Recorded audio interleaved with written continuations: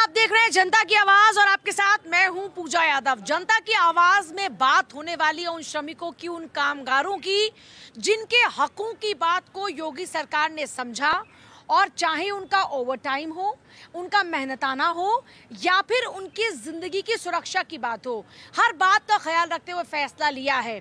आज जनता की राय इसी पर जानेंगे कि जनता सरकार के इस फैसले को लेकर कितना खुश है, और दूसरी बात की हकीकत क्या है, सरकार के फैसले के बाद की स्थिति क्या है। इन तमाम बातों पर उनसे बात करेंगे, उनकी राय जानेंगे, लेकिन उससे पहले खास रिपोर्ट।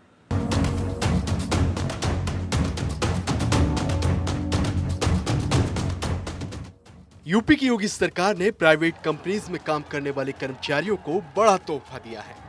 यूपी सरकार के नए निर्देश के तहत अब प्राइवेट कंपनीज को अपने कर्मचारियों से ओवरटाइम काम कराने पर उन्हें दोगुना भुगतान करना होगा। मतलब अगर कोई कंपनी अपने कर्मचारी से ओवरटाइम काम कराती है तो उसे अपने कर्मचारी को नियमित मजदूरी की तुलना में दोगुना भुगतान करना अनिवार्य होगा। साथ ही प्राइवेट कंपनीज को अपने कर्मचारियों को समय पर सैलरी और बोनस का पैसा सीधे कर्मचारी के बैंक अकाउंट में जमा करना अनिवार्य होगा। इसके अलावा साप्ताहिक अवकाश को लेकर भी निर्देश जारी किए गए हैं, जिसके तहत सभी औद्योगिक प्रतिष्ठानों को अपने कर्मचारियों के लिए सप्ताह में एक दिन की छुट्टी सुनिश्चित करनी होगी। यही नहीं, अगर किसी कर्मचारी से रविवार के दिन यानी कि अवकाश के दिन काम लिया जाता है तो उसे दोगुनी दर से मजदूरी दी जाएगी। Bureau report, Bharat 24।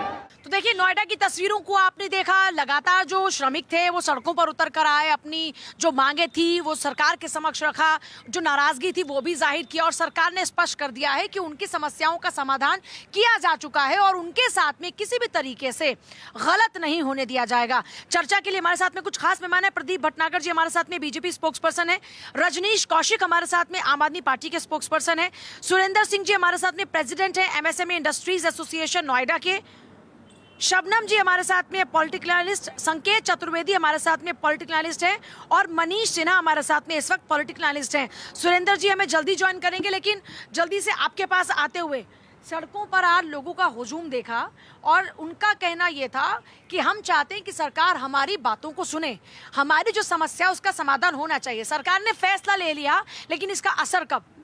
देखिए, अगर सरकार ने अगर फैसला लिया है तो उसका असर भी है।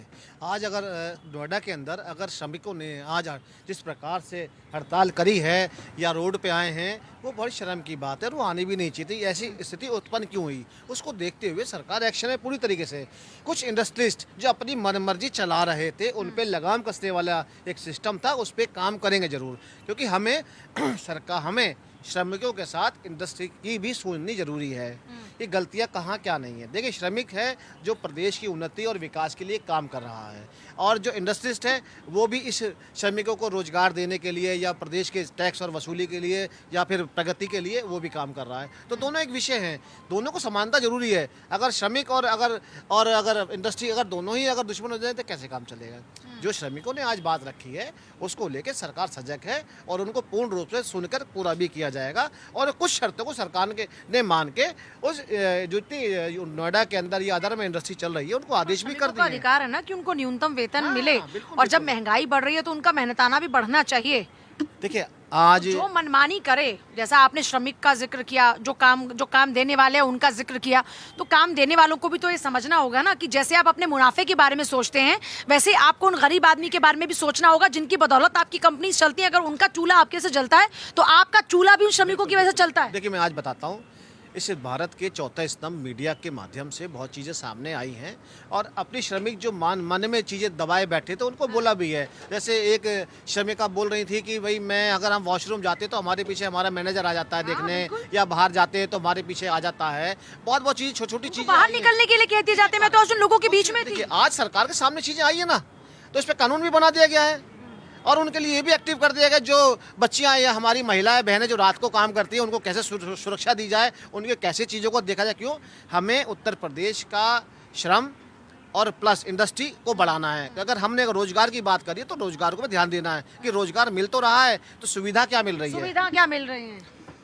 देखिए, अभी जब श्रमिकों ने डिमांड की और हड़ताल की। उसके बाद योगी जी ने सुनवाई की। सर ये फैसला तो पहले लिया जा चुका हाँ, लिया जा चुका है। यूपी और दिल्ली कोई दूर दूर तो है नहीं, नोएडा सटा हुआ है दिल्ली से, तो कम से कम इतनी तो सैलरी मिलनी के चाहिए। आसपास ही है। यूपी बहुत छोटा सा प्रदेश है, दिल्ली बहुत बड़ा सा प्रदेश है। हाँ, तो कुछ भी नहीं बढ़ाई, बिल्कुल इन्होंने ठीक कहा। कानून पहले का बना हुआ था, उसके बाद उपद्रव अगले दिन करा। अगर मान लीजिए 12 को कानून मतलब उसको लाए गए हैं, तो उसके बाद में ऊधमबाजी शुरू करी 13 को। तो कम से कम मैं तो ये मानता ही नहीं ये श्रमिक हैं, ये तो उपद्रवी हैं। अगर श्रमिक होते तो उस कानून का अनुसरण तो करते, और कानून पहले से हैं। लेकिन जा करके सर अनुसरण तो उनको करना चाहिए जो कंपनीज हैं, जो उनके साथ में शोषण कर रही हैं। अगर ये सरकार ने तय किया कि ये मेहनताना है, ये न्यूनतम वेज है, अगर आप नहीं देंगे तो फिर आप कैसे कह सकते कि वो आवाज ना उठाए? और अगर वो आवाज उठा रहे हैं तो वो उपद्रवी है। वो आवाज, और उपद्रवी तो हर प्रोटेस्ट में अपने आप आ जाते हैं सर। श्रमिक आवाज नहीं उठाएंगे तो क्या करेंगे आप मजदूर आगे बताइए? गाड़ी नहीं फूकता। हाँ बिल्कुल, श्रमिक क्या गाड़ियां फूकता है, लोगों को मतलब चोट मारता है, ये श्रमिक करता है, ये श्रमिक का अधिकार है। श्रमिकों को उपद्रवी कह रहे हैं। मैं वहाँ पर थी ना सर, मैं वहाँ पर थी, मैंने खुद देखा। मेरी बात सुनिए, जब सर बात कर रहे थे तब भी ये बात हुई थी। आपने कहा कि श्रमिकों को अधिकार है, वो भी जा सकते हैं, वो भी अपना रिवोल्ट कर सकते हैं। तो क्या दूसरों को मारने के, दूसरों को मारने वाला व्यक्ति श्रमिक होता है या वो उपद्रवी होता है? वो कोई पॉलिटिकल एजेंडा लेके आया है, ये कहीं ना कहीं पॉलिटिकल पार्टीज द्वारा ही करा हुआ है। ये बड़ा सिंपल सी बात है और कुछ भी नहीं है। और तो और योगी जी ने, आपकी नजर में उनकी मांग जायज है कि नहीं? एक सेकंड मेरी बात सुन लीजिए। जो कानून पहले भी थे, योगी जी ने करा क्या कि उसको टू द लास्ट लेवल वो ले गए। उन्होंने कहा भैया आपको दिक्कत है आप फ़ोन पे दर्ज कर दीजिए, आपको दिक्कत है तो आप जो वेबसाइट है उस पर जा करके लिख दीजिए, आपको दिक्कत है आप फिजिकली कोर्ट में प्रेजेंट हो जाइए। ये नई चीज़ों से उसको कठोरता से लाने का एक प्रयास करा गया है। इसमें सिर्फ गौतम बुद्ध नगर है अभी शामिल, यानी कि ग्रेटर नोएडा और नोएडा। तो इसमें जानबूझ के सिर्फ अगर नोएडा में ही दंगा हो रहा है तो वो सस्पिशियस है जी। नहीं, श्रमिकों के लिए सबको खड़ा होना पड़ेगा साथ में, क्योंकि श्रमिक ही कोई काम करता है तब कहीं जाके ये बिल्डिंग जो आप और हम ऊंची ऊंची देख रहे हैं। और पता है आपको, जब वो श्रमिक बना के चले जाते हैं फिर इसमें एंट्री नहीं होती है उन लोगों की। एक दर्द ये भी है, पर कोई बात नहीं, एंट्री ना हो लेकिन उन्हें उसका हक जो बनता है उनका वो तो देना चाहिए ना। यहाँ पर सरकार को एक काम करना चाहिए, ये मेरी सलाह भी है, भाई बीजेपी के खड़े हैं यहाँ पर, कि जो उनका हक मार रहे हैं उन पर कड़ा एक्शन लें। ये जो 20,000 सैलरी के लिए मजदूर को कहना पड़ रहा है मुझे 20,000 सैलरी दे दीजिए क्योंकि सरकार ने कह दिया है, और वो कह रहे हैं 12 घंटे हम काम करने को तैयार हैं, 12 घंटे पर एतराज नहीं, लेकिन हमारा जो वेतन है वो तो हमको मिलना चाहिए। अगर 8 घंटे से ज्यादा करेंगे तो उनको पैसा मिलेगा उसका भी लेकिन एक्स्ट्रा। मिलता नहीं है। मैं तो जिन लोगों से बात करी थी उनका कहना ये था। इसीलिए पूजा जी, इसीलिए मैं कह रही हूँ कि उन पर अंकुश लगाने की जरूरत है जो श्रमिकों का हक मार रहे हैं। वो कोई बड़े बिल्डर हों, फैक्ट्री वाले हों, कोई भी हो। लेकिन जैसा मेरे भाई कह रहे थे, श्रमिक पर उंगली नहीं उठा रहे हैं हम लोग। बीच में कौन गुंडा घुसा, बीच में किस गुंडे ने उकसाया, किस गुंडे ने पत्थर मारा, और श्रमिकों की जो असली आवाज थी, असली बात थी, उसको बदल के रख दिया। अब आप और हम चर्चा कर रहे हैं गुंडा कौन था, पत्थर किसने मार दिया, बस किसने फोड़ दी, गाड़ी किसने तोड़ दी। यानी श्रमिक की आवाज सरकार के कानों तक ना पहुंच जाए, इसके लिए कुछ इस तरीके की पार्टी, वो मेरे को नाम लेने की जरूरत नहीं है, वो अपने उपद्रवी भेजते हैं और पूरा पैटर्न बदल देते हैं। बेटियों को भी न्याय क्यों नहीं मिल पाता है, हर चीज में राजनीति घुसा देंगे। कोई न्याय के लिए लड़ाई लड़ने चलेगा, ये अपनी लेकर आ जाएंगे, कोई किसी के लिए स्कूटी पे दौड़ जाएगी। तो यहाँ पर न्याय नहीं लेने देंगे, मजदूरों को भी उसी भ्रम में घुमा देंगे। अब बात कहाँ टिक जाएगी, हर कोई किस पर चर्चा करेगा, बस क्यों टूटी, गाड़ी क्यों टूटी, फलाना क्यों हुआ। अरे भाई सीधी बात है, मजदूर को उस मालिक ने हक नहीं दिया, इसका हक देने के लिए मालिक को बॉन्ड करना चाहिए सरकार को। तो सर सरकार जब बाउंड कर रही है उसके बावजूद उसके नतीजे नजर क्यों नहीं आ रहे हैं अभी फिलहाल? देखिए बहुत सडन हुआ ही है। परसों शनिवार को डीएम साहब ने, प्रशासन ने बैठक बुलाई और औद्योगिक संगठनों और श्रमिक संगठनों को बुलाया और कुछ तय किया गया। ये सब तय हो चुका परसों, तो आज ये तोड़फोड़ की क्या आवश्यकता हो गई? तो ये निश्चित रूप से कोई यहाँ के तो वर्कर है नहीं, ये तो बाहर से आए हैं। और आप देखेंगे कि इसके पीछे 2-3 और कारण हम लोगों के नज़रों में आते हैं। कोरोना काल में मामला जमा तो वर्कर यहाँ से पलायन कर गए। किस लिए कर गए? कि उनके आवास की व्यवस्था नहीं। मैं एक एसोसिएशन है, मैं सेमी इंडस्ट्रियल एसोसिएशन नोएडा, तो 4 उद्देश्य हमारे मुख्य रूप से हैं: उत्पादन, राजस्व, रोजगार और श्रमिकों के कल्याण के लिए हम लोग आवाज़ उठाते रहे हैं। उनका अगर घर होता यहाँ वर्करों का तो वो पलायन नहीं करते, लेकिन ये शासन चाहता है लेकिन प्रशासन उसको रोक लेता है। हम बराबर लिखते रहे हैं कि माननीय मुख्यमंत्री जी और प्रधानमंत्री जी चाहते हैं कि उद्योग बढ़े और श्रमिकों का कल्याण हो, लेकिन यहाँ प्रशासन जो है वो इसको रोक लेता है। प्राधिकरण है यहाँ सर्वे सर्वा जो कुछ करने वाला, वो आगे बढ़ाते ही नहीं फाइल को। वो यहाँ श्रमिकों को आवास की व्यवस्था क्यों नहीं करते हैं? आज भी ये जो कारण बन रहा है ना, अगर श्रमिकों को आवास की व्यवस्था और हम लोगों ने उनके कल्याणकारी कार्य के लिए ईएसआईसी में आप चले जाएं, उनको इलाज नहीं मिलता। ईएसआई छोड़िए, मैं जो सर बात कर रही थी, बता रहा हूँ आपको सर मैं जो लोगों से बात करके आई उन्होंने ये कहा कि हमारा इंश्योरेंस प्राइवेट होता है, उसका पैसा भी हमारी सैलरी से काटते हैं, हमें जो हमारा न्यूनतम वेतन होना चाहिए वो मिलता ही नहीं, हमसे एक्स्ट्रा टाइम भी कराते हैं। अगर मान लीजिए खुद से कंपनी ने आज छुट्टी दी है तो संडे को हमको बुलाकर काम कराएंगे, तो ये तो शोषण हुआ ना सर। नहीं, ये सब सही नहीं है, ये गलत है। अगर वो इंश्योरेंस करते हैं तो ईएसआईसी पीएफ का पैसा क्यों काटा जाता है? वो तो रेगुलर कट रहा है ना, वो पैसा कहाँ जा रहा है? तो उस जो पैसा जा रहा है तो उनको ट्रीटमेंट क्यों नहीं मिलता? आज अगर फैसिलिटी श्रमिकों को दी जाए ना, जो स्कीमें हैं, तो ये आवाज़ नहीं उठाएंगे कि भी हमें आप इतना बोनस दो, इतना टाइम से सैलरी दो और हमें आवास की व्यवस्था दे दो, आप ट्रीटमेंट दे दो, उनके कल्याणकारी काम कर दो। तो ये सब जो दंगा फसाद आज हो रहा है ना, वो नहीं होता, दावे के साथ कहता हूँ। और ये कहते हैं कि वर्करों को छोड़ दिया जाता है, वो आज हम लोग यहाँ देखते हैं 30,000 फैक्ट्रियाँ हैं यहाँ और 14 लाख के करीब यहाँ ईएसआई कार्ड होल्डर हैं। और ईएसआई हॉस्पिटल एक है, डिस्पेंसरियाँ नहीं है, ईएसआई हॉस्पिटल ग्रेटर नोएडा में नहीं है। तो ये सब काउंट करता है, ये सब बातें। तो ये सब बातें होगी तो ये झगड़ा फसाद नहीं होगा कभी भी, क्योंकि उनको फैसिलिटी मिलेगी।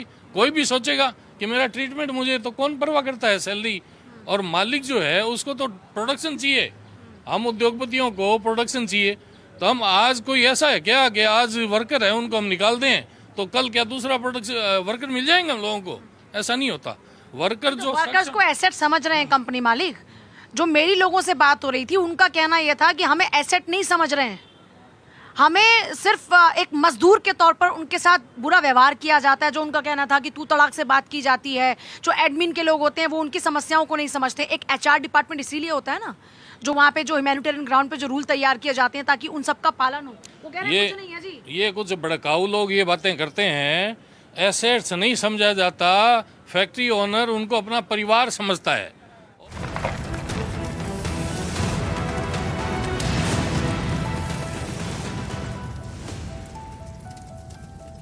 इस हेडलाइन के प्रस्तुत करता है पेट सफा आयुर्वेदिक चूर्ण, पेट सफा हर रोग दफा। सह प्रायोजक है IIHM। कॉल 9831050000। शाम धूप, हर दिल की चाहत, हर दिल की उमंग। शाम धूप की मनमोहक सुगंध। दिल्ली में नारी शक्ति वंदन सम्मेलन पीएम मोदी ने महिलाओं से किया संवाद, कहा विकसित भारत के संकल्प को पूरा करेंगे, देश की संसद नया इतिहास रचने के करीब। दिल्ली देहरादून हाईवे लोकार्पण के लिए तैयार, कल पीएम मोदी करेंगे उद्घाटन, मॉनिटरिंग में जुटे हैं अधिकारी।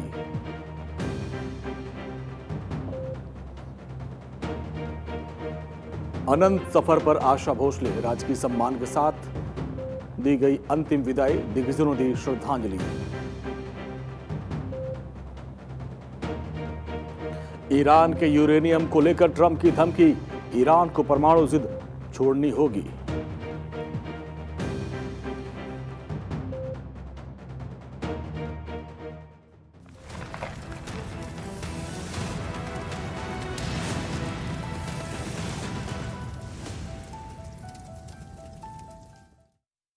ये बुरे हित की भी और हर चीज की वो परवाह करता है। तो फिर इसका मतलब झोल कहीं और है।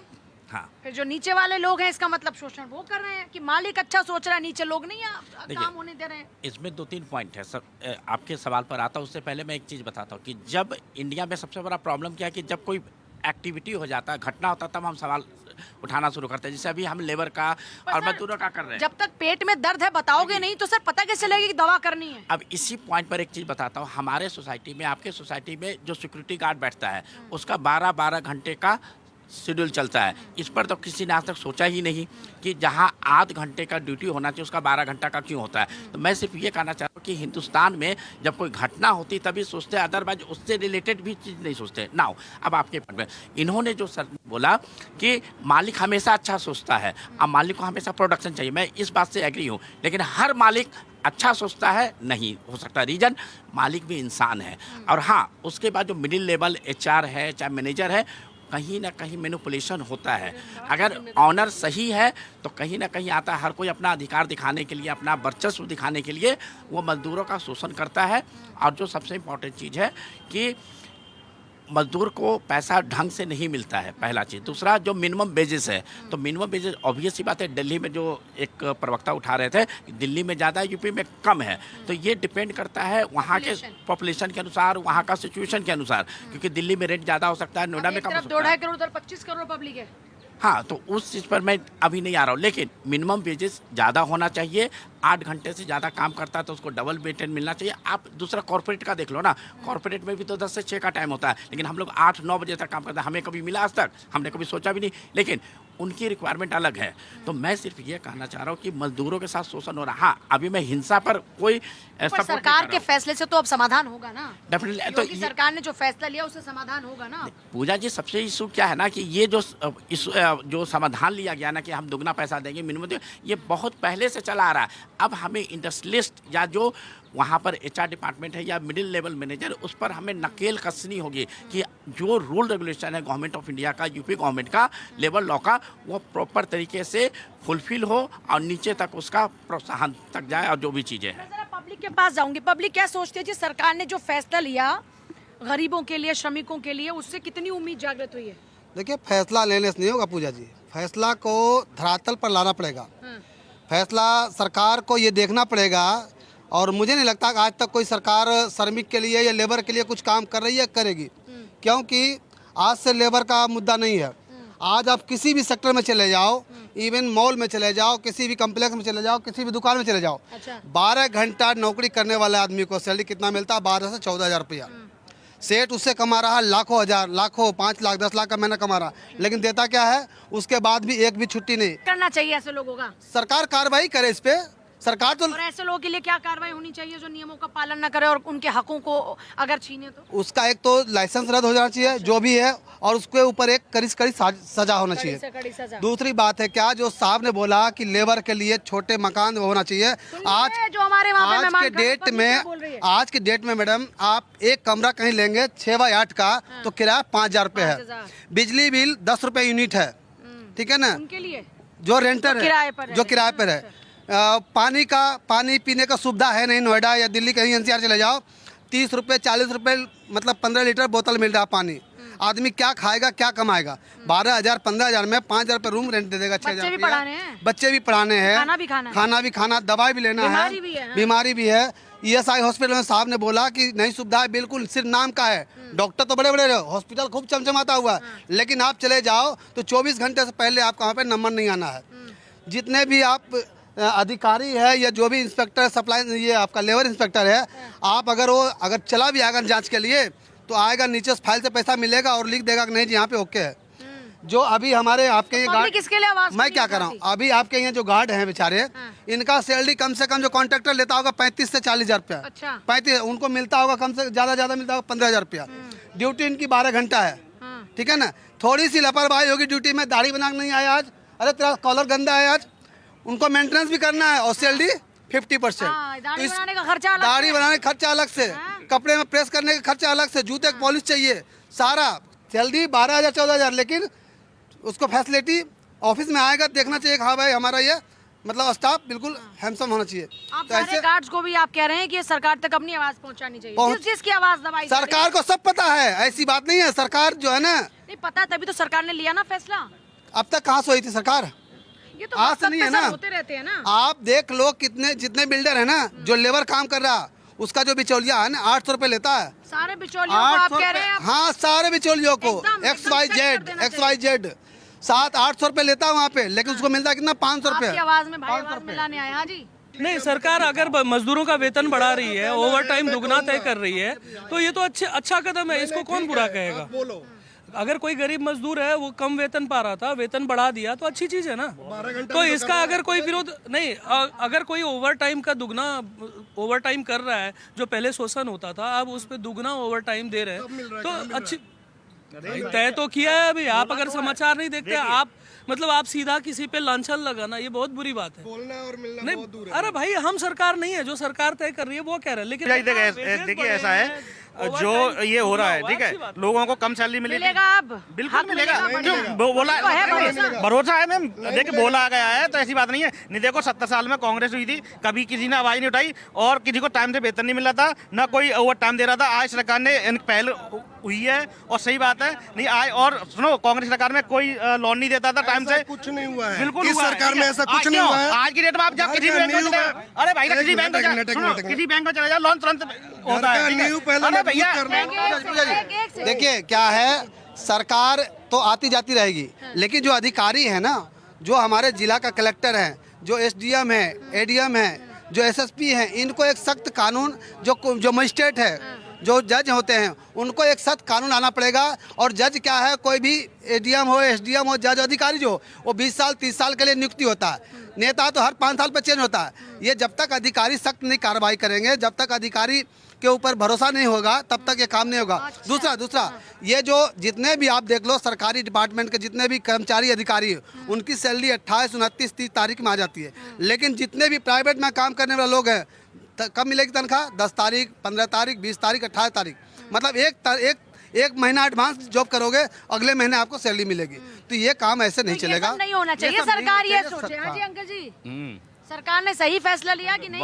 बहुत सही फैसला लिया है। तो अब मिलेगी वक्त पे तनख्वाह, मिलेंगे बढ़ के पैसे, मिलेगा डबल ओवर टाइम, मिलेगा। Labour office, labour commissioner, labour inspector जहाँ सख्ती से पेश आए, हर कंपनियों में जाके महीने में चेक करे, अच्छा, तो जरूर इस पे काम होगा। जरूर काम होना चाहिए, हर महीने चेक होना चाहिए। हाँ जी भाई साहब, क्या कहते हैं आप सरकार के इस कदम को लेकर? कदम तो ठीक है, लेकिन इस पे और ध्यान देने की जरूरत है। अच्छा, मिनिमम सैलरी 25,000 से ऊपर होनी चाहिए। 25,000 पे कोई गुजारा नहीं चलता किसी का भी, कि बच्चे को पढ़ाना है तो अपनी फैमिली नहीं चला पाएगा। 25,000 में कोई आदमी अपनी बच्चे को पढ़ा नहीं सकता। इलाज है, बीमारी, खर्चा, इतनी महंगाई बढ़ रही है दिन पर दिन, तो कैसे काम चलेगा? सैलरी अच्छी होनी चाहिए और सरकार उस पर और ज्यादा ध्यान देने की जरूरत है। श्रमिक हमारी इकोनॉमी की रीढ़ हैं और किसी भी देश की ताकत होते हैं वहाँ के श्रमिक, और सरकार ने इस बात को समझा। पब्लिक कह रही है कि भरोसा कर रहे हैं, और अब उम्मीद है कि सरकार ने जो फैसला लिया है वो जमीनी स्तर पर नजर आए। आज के लिए जनता की आवाज में इतना ही। आप देखते रहे भारत 24। नमस्कार।